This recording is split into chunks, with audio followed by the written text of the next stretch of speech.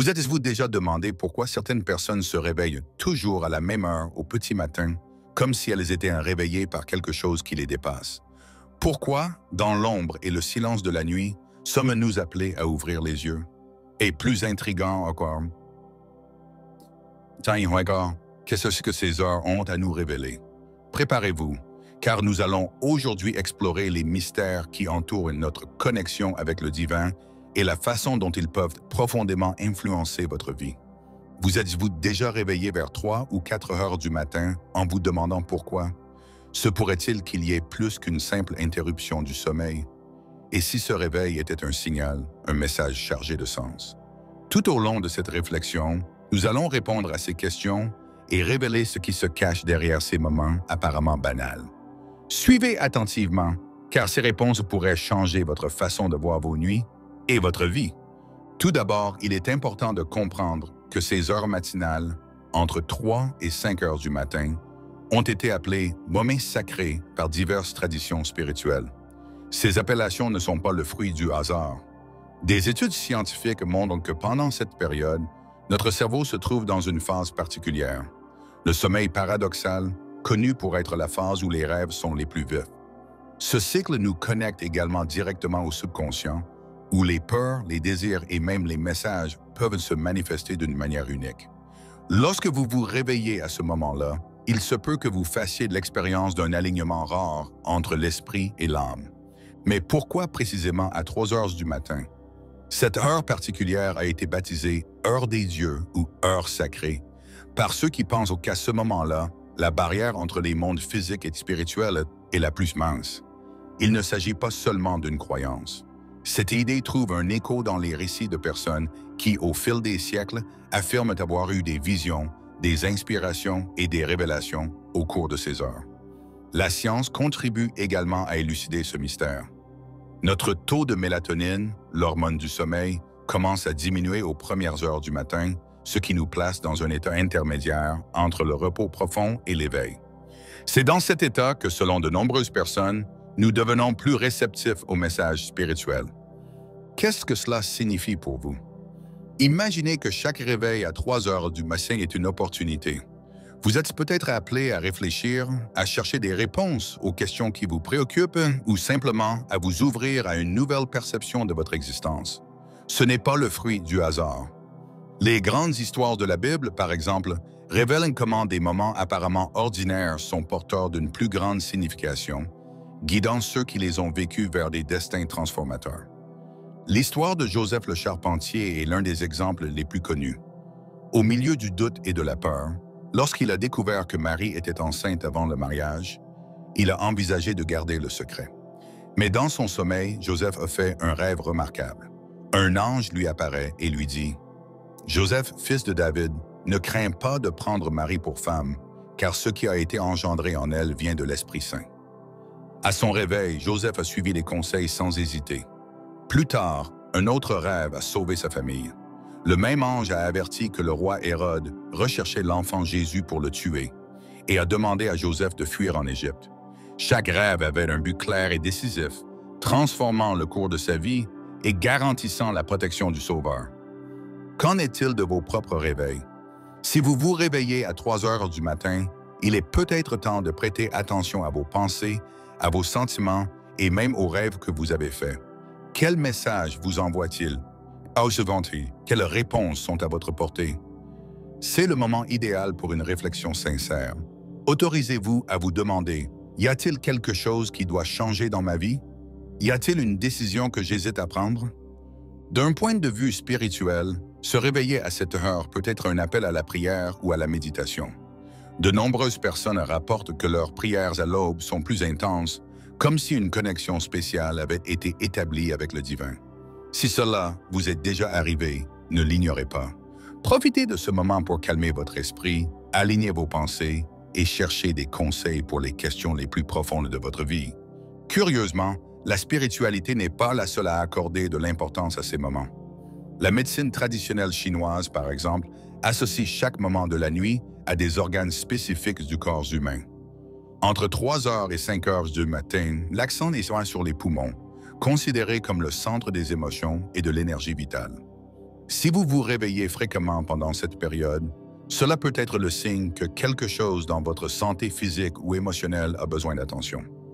Les émotions refoulées, telles que la tristesse ou l'anxiété, peuvent se manifester à cette période, indiquant qu'il est temps de les affronter et de chercher la guérison. Pensez-y, le calme de l'aube est un cadeau. Pendant que le monde dort, vous avez la possibilité de vous connecter à vous-même d'une manière rare. Dans ce silence, sans distraction, votre esprit devient un terrain fertile pour les idées, les perspectives et les solutions. Peut-être que le problème qui semble désespéré pendant la journée prend une nouvelle perspective lorsque vous l'examinez à la lumière de la nuit.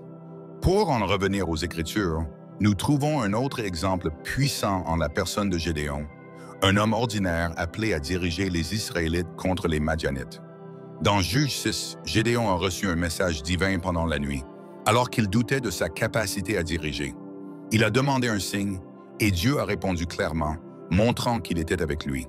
Cette histoire nous rappelle que, dans les moments de grande incertitude, nous pouvons trouver la clarté et la force si nous sommes ouverts à la guidance divine. Mais comment transformer ces prises de conscience en quelque chose de vraiment significatif? Tout d'abord, il faut se préparer. Si vous vous réveillez au milieu de la nuit, résistez à l'envie d'attraper votre téléphone portable ou de vous distraire avec des pensées aléatoires. Respirez profondément, calmez votre esprit et essayez de vous rappeler ce dont vous avez rêvé ou ce que vous ressentez à ce moment-là. Posez-vous la question suivante. Qu'est-ce que ce moment essaie de m'apprendre?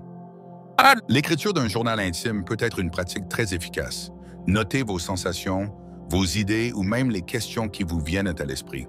Souvent, le simple fait de coucher vos pensées sur le papier peut apporter de la clarté et révéler des schémas dont vous n'aviez peut-être pas conscience auparavant. En outre, la pratique de la gratitude peut être un moyen de transformer l'énergie du moment. Dressez la liste des choses pour lesquelles vous êtes reconnaissant, même si elles vous semblent insignifiantes. Ce simple geste peut changer votre perspective et apporter la paix dans votre cœur. Et bien sûr, priez. Il n'est pas nécessaire de faire une prière longue ou élaborée. Parlez simplement à Dieu comme vous le feriez avec un ami. Faites-lui part de vos préoccupations, de vos désirs et demandez-lui sagesse et discernement. Souvent, la réponse ne vient pas immédiatement, mais le sentiment d'abandon et de confiance peut apporter un immense soulagement. En réfléchissant à tout cela, il devient clair que se réveiller à 3 heures du matin n'est pas seulement une interruption du sommeil. C'est une invitation, un appel à regarder à l'intérieur de soi et à quelque chose de plus grand. Ces moments peuvent être transformateurs, vous offrant la possibilité de renouveler votre foi, de trouver un but et de chercher des réponses dont vous ne saviez peut-être même pas que vous aviez besoin. En fin de compte, ce qui compte, ce n'est pas seulement ce qui se passe pendant que nous sommes éveillés, mais la manière dont nous choisissons de réagir. Soyez attentifs, cherchez un sens et croyez que chaque réveil a un but. Après tout, peut-être n'êtes-vous pas simplement en train de vous réveiller. Peut-être êtes-vous appelé à quelque chose de bien plus grand. Pourquoi ces réveils nocturnes semblent-ils si persistants et en même temps pleins de mystères? Existe-t-il une explication autre que physiologique ou spirituelle que nous pouvons explorer? Et comment tirer le meilleur parti de ces moments en les transformant en un puissant instrument de croissance personnelle et de connexion divine? Telles sont les questions qui nous guideront pour approfondir ce phénomène. Imaginez que chaque fois que vous vous réveillez à 3 heures du matin, vous recevez une invitation unique, quelque chose qui sort de l'ordinaire. Mais comment répondre à cet appel? Qu'êtes-vous censé faire exactement dans ces moments-là? Beaucoup disent ressentir une agitation inexplicable, tandis que d'autres disent se réveiller avec une idée claire, comme s'ils avaient reçu un message. Avez-vous déjà vécu une telle expérience? Si oui, ne l'ignorez pas. La science et la spiritualité suggèrent que ces réveils sont des portails vers l'introspection et l'objectif. Le cycle du sommeil humain est un processus fascinant, divisé en plusieurs phases. Pendant la phase REM, qui se produit principalement entre 3 et 5 heures du matin, notre cerveau est très actif, même si notre corps est au repos. C'est comme si notre esprit travaillait en arrière-plan, traitant les souvenirs, organisant les pensées et révélant peut-être même des idées cachées. Lorsque nous nous réveillons à ce moment-là, nous disposons d'une fenêtre d'opportunité. Notre esprit est plus réceptif, plus ouvert à de nouvelles idées et perceptions. De plus, le lien entre ces moments et la spiritualité transcende les cultures et les époques.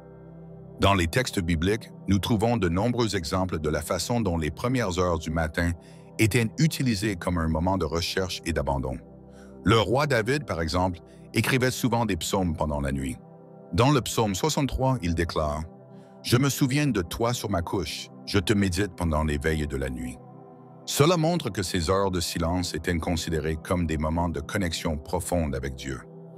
Cependant, pour de nombreuses personnes, se réveiller au milieu de la nuit peut ressembler davantage à une nuisance qu'à une opportunité. Peut-être vous êtes-vous déjà demandé « Pourquoi cela m'arrive-t-il? Que dois-je faire ?» La réponse peut varier, mais il y a quelque chose d'universel dans tous ces réveils, la possibilité d'une transformation. Souvent, nos plus grandes percées proviennent de périodes d'agitation.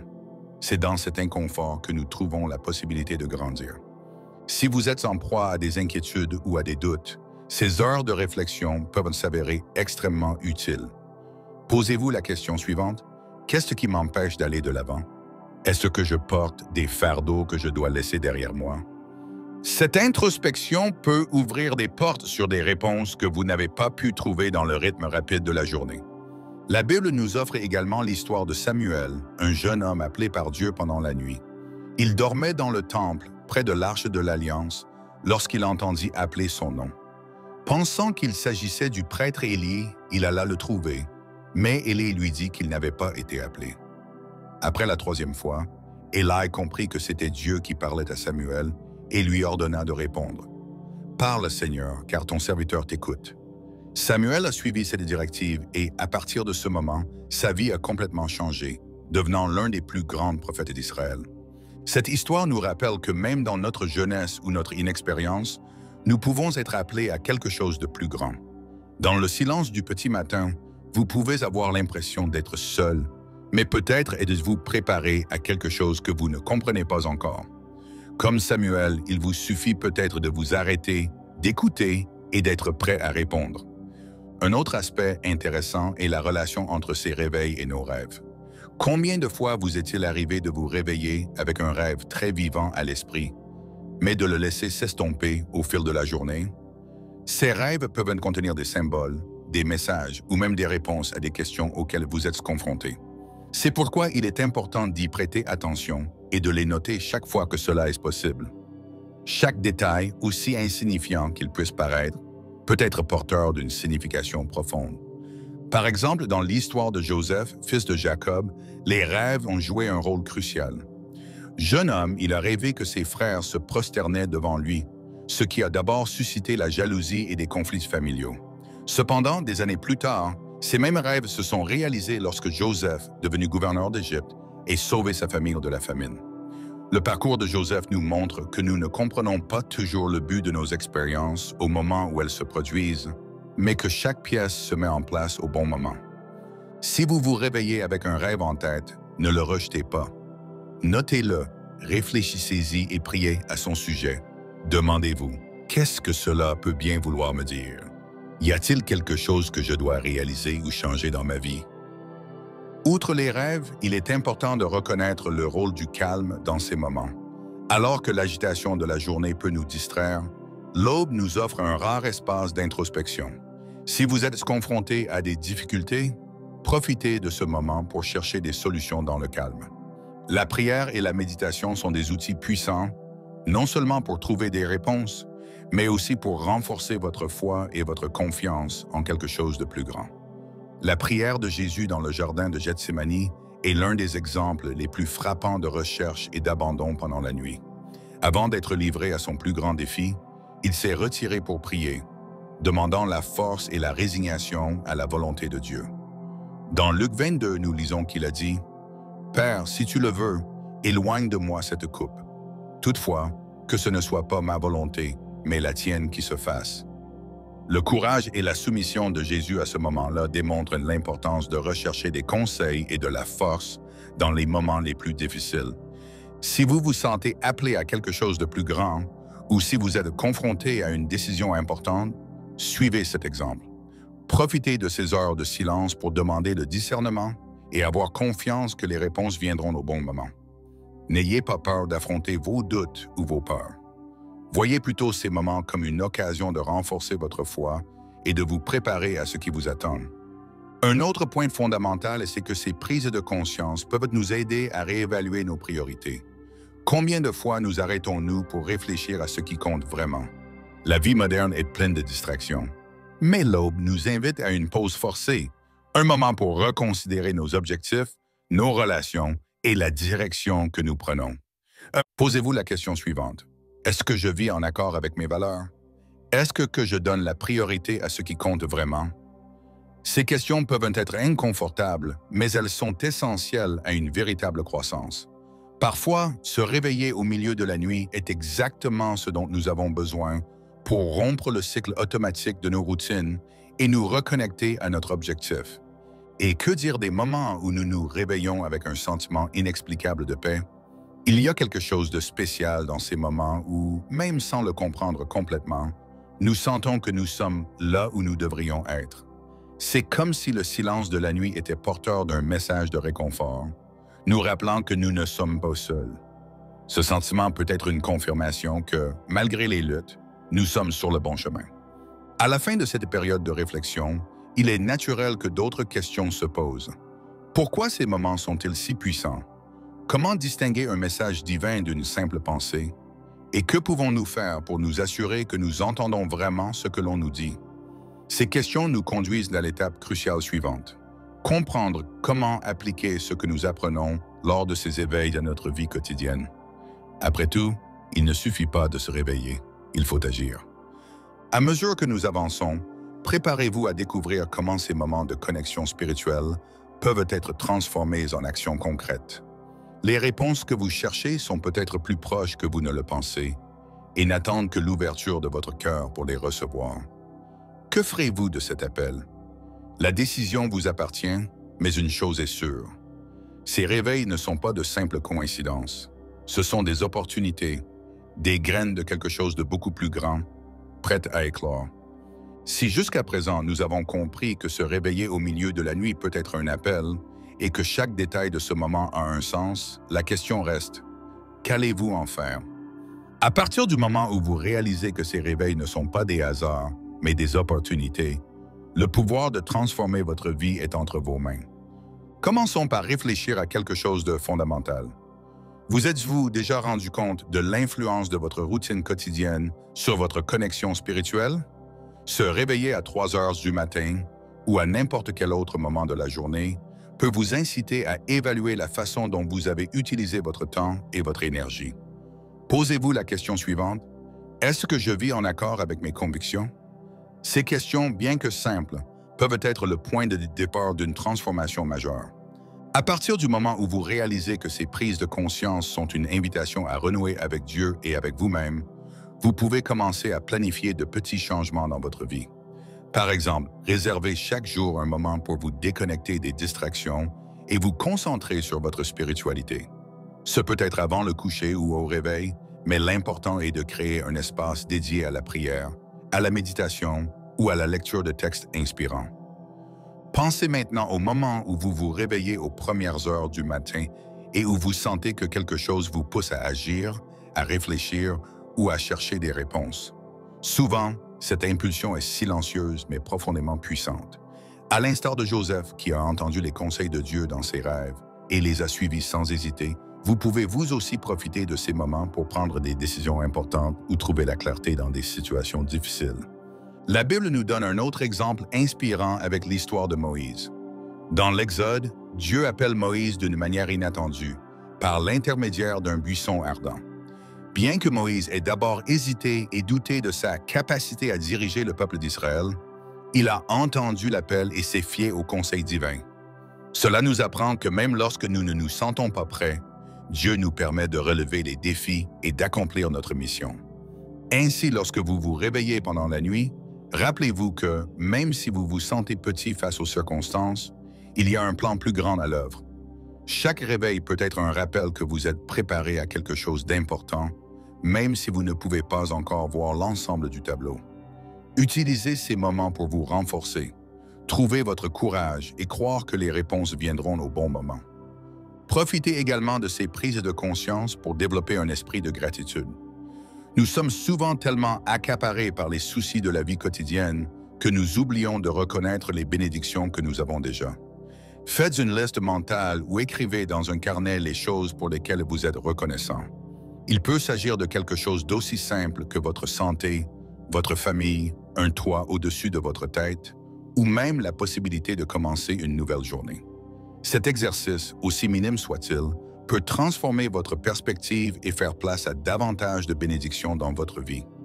Une autre pratique puissante consiste à visualiser vos objectifs et à les remettre entre les mains de Dieu. Imaginez ce que vous voulez réaliser.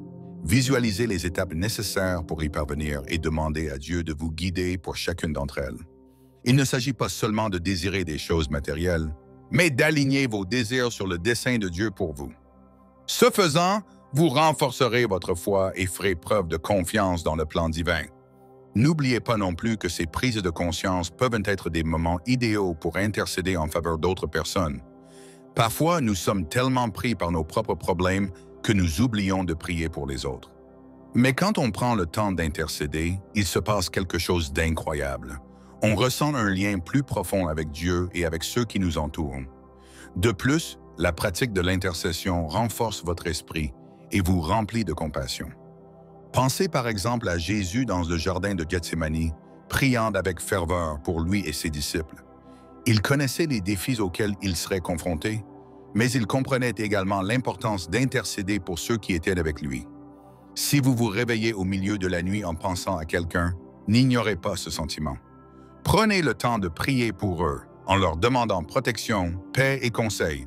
Ce petit geste peut faire une grande différence. En réfléchissant à toutes ces pratiques, une question se pose naturellement. Comment transformer ces prises de conscience en habitudes qui façonnent notre vie au quotidien? La réponse réside dans la cohérence. N'attendez pas des moments parfaits ou des signes extraordinaires pour rechercher cette connexion. Faites-en une partie intégrante de votre routine. Commencez modestement, mais soyez fidèle. Même une courte prière ou un moment de silence peut avoir un impact profond. Enfin, ne sous-estimez jamais le pouvoir du partage de vos expériences. Si vous avez eu un éveil particulier, si vous avez ressenti un message divin ou une guidance, parlez-en à quelqu'un. Partager votre histoire peut inspirer d'autres personnes et renforcer votre propre foi. De plus, en parlant de ces expériences, vous créez un réseau de soutien où d'autres personnes peuvent également se sentir encouragées à explorer leur spiritualité. Pour conclure, imaginez la scène. Vous vous réveillez à nouveau à 3 heures du matin. Le monde est immobile, le silence est presque absolu, mais à l'intérieur de vous, il y a une légèreté, une certitude que quelque chose de spécial est en train de se passer. Au lieu de vous inquiéter ou d'essayer de vous rendormir rapidement, vous respirez profondément, vous fermez les yeux et vous remerciez. À ce moment-là, vous réalisez que vous n'êtes pas seulement éveillé, mais que vous êtes éveillé, conscient, connecté. Je vous invite maintenant à réfléchir à tout ce que vous avez appris aujourd'hui. Ces prises de conscience ne sont pas des interruptions, mais des opportunités. Qu'allez-vous en faire? Comment allez-vous transformer ces moments en quelque chose qui nourrit votre foi, renouvelle votre esprit et renforce votre connexion avec Dieu? Si ce message vous a touché, n'oubliez pas d'aimer cette vidéo. Cela nous aidera à atteindre plus de personnes et à partager ce message de foi et d'espoir. Et si vous partagez ce contenu avec quelqu'un que vous aimez, ce pourrait être le coup de pouce dont elle a besoin pour redécouvrir son propre cheminement spirituel. Enfin, abonnez-vous à la chaîne et activez les notifications pour continuer à recevoir des réflexions comme celle-ci. Que Dieu vous bénisse abondamment et guide vos pas à chaque instant de votre vie. À la prochaine fois.